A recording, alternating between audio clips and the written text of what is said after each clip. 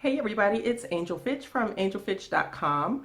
And as you know, I am the Creating Consistent Cash Consultant.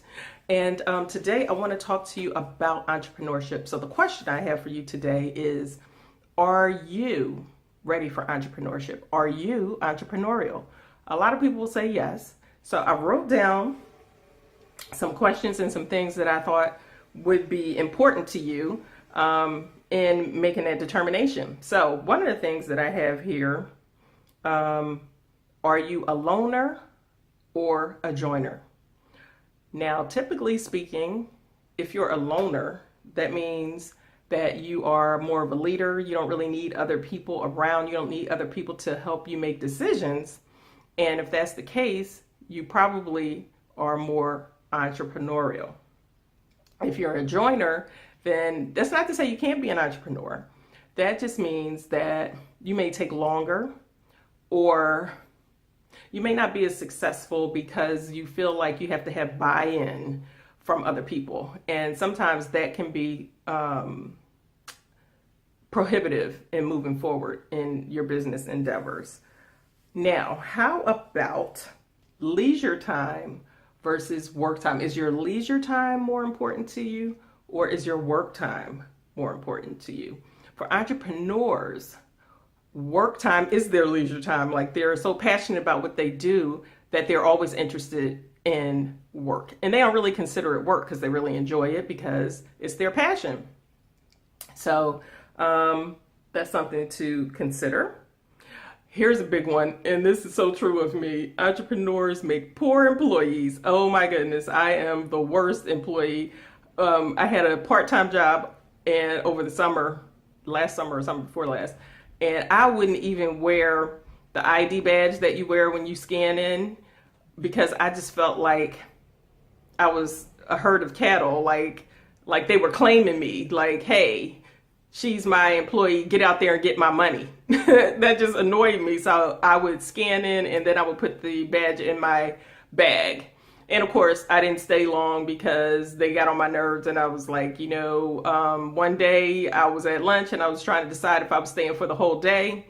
And I was like, all right, I'm going to stay till the rest of the day, and I'm going to go home and think about it. And something happened between me leaving the lunchroom and walking back to my desk that I was, next thing I know, talking to the boss saying, here's my ID badge, I'm not coming back. And he was like, you're not coming back? I was like, I'm not coming back. I just knew right then and there, like, that wasn't going to work for me. So I'm a terrible employee because I've been, I've been working for myself for 15 years, and I just can't deal with all the excess rigmarole. I like to just create my own income. I like limitless money. I don't like somebody telling me what my worth is. And so for me, I'm definitely not an employee. So yes, I'm sorry, I didn't mean to go off on a tangent, but that just came to my mind that I definitely am a poor employee. So think about yourself. Are you a poor employee? Now, not because, when I say poor employee, not because you're just not going to do what you're supposed to do. I actually do what I'm supposed to do. However, I just know that I'm so much more, and I have much more to offer the world, and my value is greater. And so for me, that's why I make a poor employee. Now, here's another key thing. Are you willing to accept the fact that your family will probably not support you in your entrepreneurial endeavors? Unfortunately, it is what it is. Sometimes they say that they're going to support you, but really when the rubber meets the road, they really don't. And you just can't be bothered by that. So if you are, entrepreneurship is probably not going to be for you. So if you're starting your business saying, oh, I have a big family, oh, they're going to come, they're going to buy, they're going to share with their friends, none of that. They probably won't even like a post that you put up about your business. Okay. They'll see it. They might go, oh, okay. But they're allergic to the like button when it comes to you, because I think it has something to do with, it's like a silent sabotage. It's like, I want to be happy for you, but then you might be moving ahead faster than me, and then I don't really know if I like that, so I don't really know if I can, I think it's something like that. I know it's terrible to say, but it is what it is. So you have to just be able to operate outside of that they'll come around later, and then you'll decide if you want to deal with them or not. And then here's the other thing. What resources do you have? If you want to be online, do you already have do you have an autoresponder? Do you have a hosting site? Do you know how to, do you already have a domain? Do you know how to get a domain? Do you have money? Do you have the things that you need to get started? And if you don't, you can start getting some of those things now while you're still on the plantation. Let's see. Oh, here's another one. Do you trust your hunches? Or do you need a lot of facts in front of you? Me, I go on my hunches. I go on my gut instinct.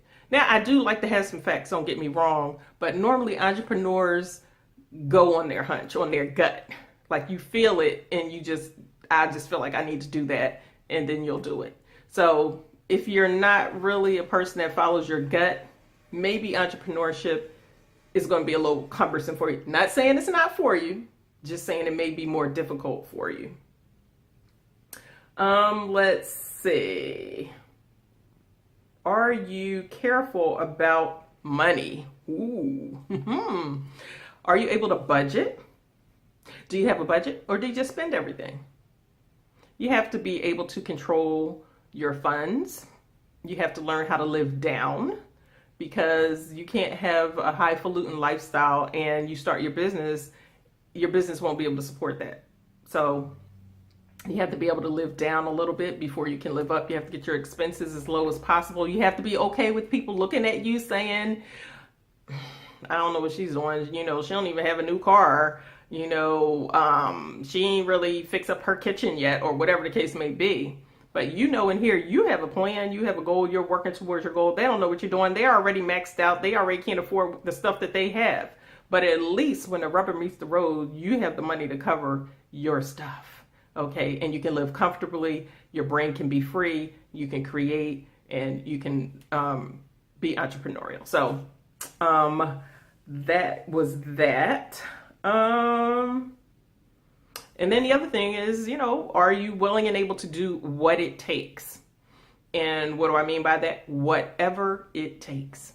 If you have to stay up late, if you have to work 7 days a week, if you have to work another job and still work this job, are you willing to do whatever it takes? And if your answer is yes, then perhaps you're ready for entrepreneurship. Ooh, isn't that exciting? Now, if you need a little coaching on how to move forward, maybe I'm your girl. AngelFitch.com. Check me out.